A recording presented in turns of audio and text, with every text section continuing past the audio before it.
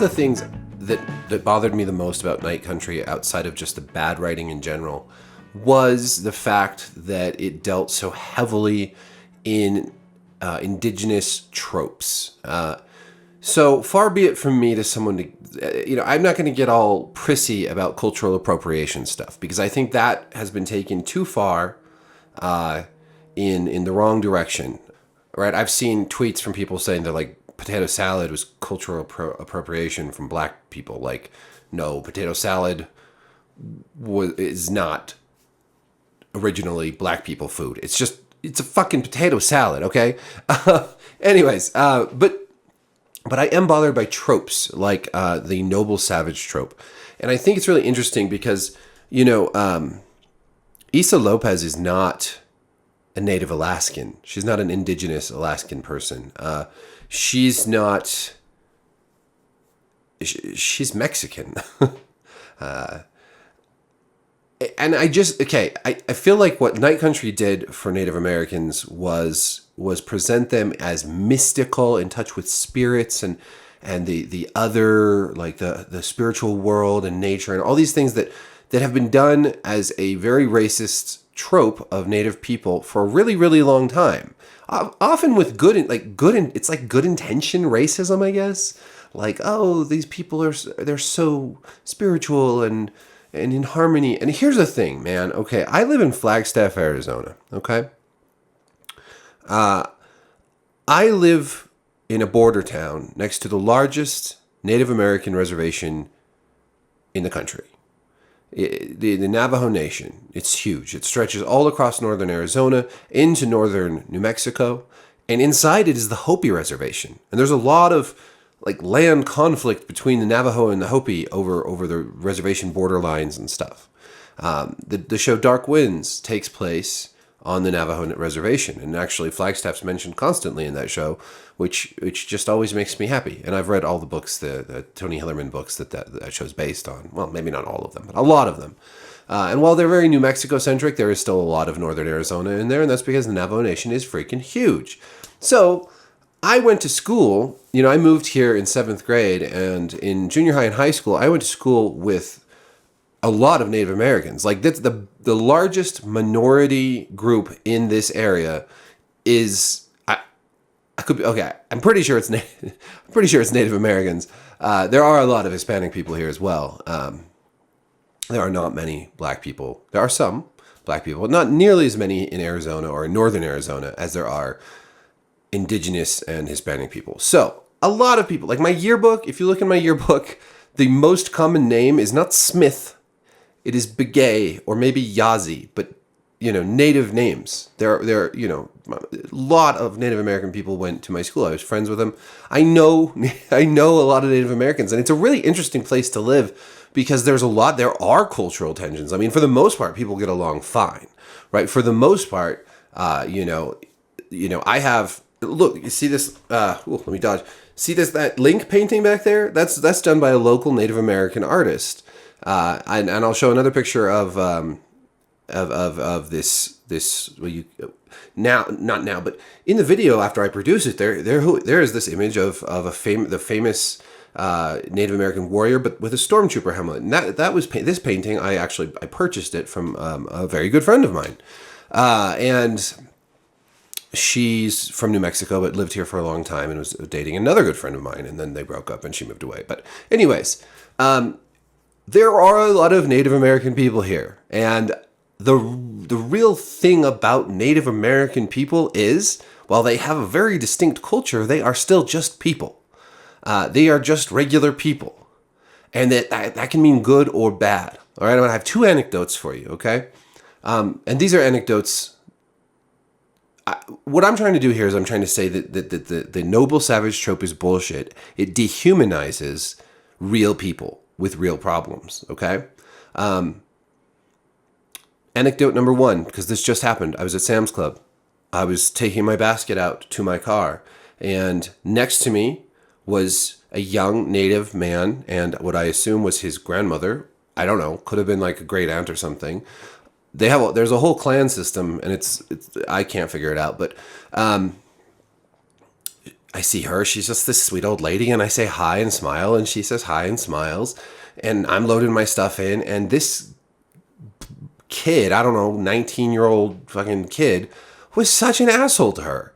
He was just like yelling at her and talking shit to her, and like when he got done loading the truck, he pushed the basket really hard out into the parking lot. I mean, the stall for it was 20 feet away, but he just pushed it over. He was talking to an old lady this way. I mean, what a shitty attitude, man. And that's just the real. I mean, there's lots of white kids who talk to people that way too. I'm not saying that Native Americans are somehow worse than white people or any other. I'm just saying, like, this is a realistic portrayal of like the young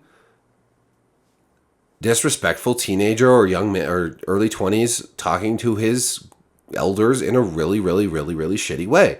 Not fucking cool. I remember when I hiked down Tavasupai, which is another reservation near here in the Grand Canyon, a beautiful, beautiful place. But I talked to a guy down there, one of the locals, middle-aged dude, who was talking about how his nephew had left and joined a gang. And there's all, you go to the res, man, and there's so many problems with gangs and with poverty and with violence. I was in the ER a few months ago, and that's a whole other story. I made another video about that. You can look it up. But I was laying there, and there was a woman who was brought in from the res. She had been found on the side of the road, half naked, beaten half to death, hemorrhaging in her head. She had a blood alcohol level of God knows what. She kept asking for water, but they couldn't give her water because they had to run in tests. She asked me for water through the little sheet between us. It was heartbreaking. And this was not the first time she had landed in the ER. The previous time she'd been beaten with a baseball bat. And this was, she admitted to as they were asking the nurses and the security guard and everyone asking who was it, and it was her boyfriend. Her boyfriend did it. And when you look at something like the reservation, when you look at something like indigenous Americans, and you only say, that everything, that they're just victims and they're spiritual, and the noble savage trope is a harmful one because it doesn't accurately represent the real effects of poverty, of colonialism, and all the other shit. There are real problems. Driving into the res is like driving into a different world, a different country. In northern Arizona, I went over to the Gray Mountains, and I remember going. I drove through a town that was like a touristy town, and then it turns into the reservation, literally halfway through the town, and it's going from touristy nice Colorado town to trailer park town. The reality is there's a whole lot of problems, and there's no easy solutions. I could go on and on. It's interesting living here because the cultural clash is very real. If you work in the service industry, I used to drive pizzas and stuff. If you work in the service industry, a lot of people who are waiters or pizza drivers or whatever, including those who are Native American, will say, natives don't tip. And there's a lot of tension built up around that. And it's true. I mean, it's not universally true, obviously, but in my experience as a pizza driver, it was pretty damn true. And that's a cultural difference. I don't think it's meant to be rude or anything. It's just a weird cultural difference. I mean, a lot of Europeans don't tip either because in a lot of European countries, there's not really tipping. But it leads to, there's all sorts of cultural clashes here, right? There's a lot of problems with homelessness. The reservation is dry. They don't sell alcohol out there. So a lot of people come in to towns like Flagstaff or other border towns, buy alcohol or drink, and then drive back out. That's why some of these highways here are some of the most dangerous highways in the country, because there's so much drunk driving. And I have lots more stories, but I'm not going to go into all of those. But the point is, there's nothing special about any one group of people. I think what a show like Reservation Dogs does so well is it portrays, in a funny way, a lot of the real problems that occur on the reservation. I mean, that's a show that deals with, it's very funny. It's very, very funny, and the characters are so real. I always say things like "Skoden" because I love how they remind me of a lot of people I know. But also it deals with suicide, and also it deals with drug abuse, and also it deals with all the other things, poverty.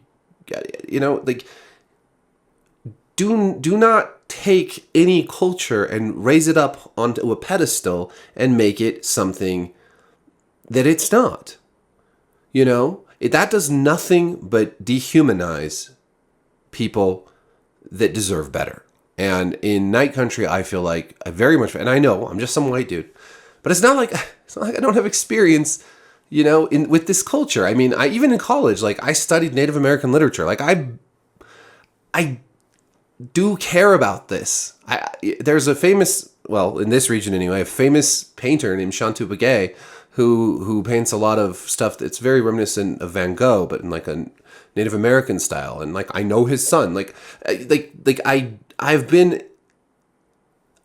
not immersed in this culture, but I've been around a lot of Native American people, Navajo specifically, although Dene is the proper way of referring to them. And, and there's coal mines and stuff out on the res. There's all sorts of, it is complicated. These people are complicated. Just like everybody's complicated. Just like if you were to go into any sort of, you go to any sort of rural town, or you go into the inner city, or you go to like whatever, wherever you go, whoever you meet, humans are humans. And what I hated about Night Country was how they mystified and turned the Native Alaskan people into some kind of, other, where mental illness was actually kind of, and suicide even was sort of glorified. And I'm sorry, like, watch Reservation Dogs if you haven't, because suicide is a major theme in that show, and it will make you bawl your eyes out. Like, when I watch that show, like, as funny as it is, there are times where I just can't help but cry, because it's very sad. And I don't know, man. Like, yeah. Just beyond all the other shit that's wrong with True Detective, True Detective Night Country, the fact that it's not really True Detective, the fact that it's written so poorly, the fact that it's wasted Jodie Foster's talent, all the other things, the fact that there are so many better mysteries out there led by female detectives and stars, or characters. I mean, Foster's great, but Happy Valley, Sharp Objects, on and on we could go.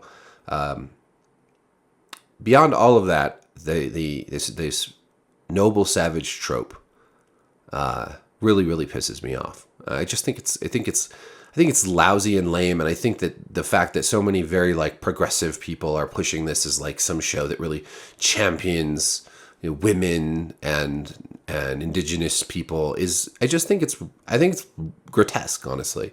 First of all, I mean, aside from the noble savage stuff, the women there in that show are not portrayed as strong women. They're just portrayed as toxic dudes. And I know I've said that before, so I'm not going to keep talking about it. But I just wanted to talk about it from my perspective. Like, I do feel like I have some perspective. Maybe not as much as, obviously, if we were to talk to some indigenous Alaskans. But then again, I would never presume to write a show about that. Like, I would never presume. I live closer to Alaska than Issa Lopez.